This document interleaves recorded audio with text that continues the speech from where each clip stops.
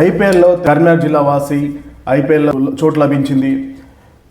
కరీంనగర్ జిల్లాకు చెందిన యువ క్రీడాకారుడు ఐపీఎల్ జట్టులో చోటు లభించింది. 21 ఏళ్ల పేరాల అమన్ రావు మంగళవారం నిర్వహించిన ఐపీఎల్ వేలంలో 30 లక్షలకు రాజస్థాన్ రాయల్స్ టీం సొంతం చేసుకుంది. ప్రస్తుతం ఇతను హైదరాబాద్ జట్టు తరపున అండర్-23 విభాగంలో రంజీ క్రికెట్ టోర్నీ మ్యాచ్లో ఆడుతున్నాడు.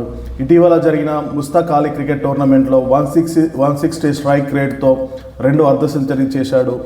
అమన్ రావు తండ్రి పేరాల మధుసూదన్ రావు కరీంనగర్ హిందూ క్రికెట్ జట్టులో సభ్యుడిగా కొన్నేళ్లు కొనసాగాడు.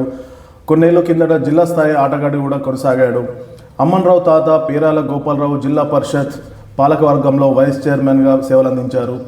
వీరి స్వస్థలం సైదాపూర్ మండలం వెన్నంపల్లి గ్రామం చెందిన వీరి కుటుంబం కొన్నేళ్ల కిందటనే అమన్ రావు కుటుంబం హైదరాబాద్లో నివాసం ఉంటుంది.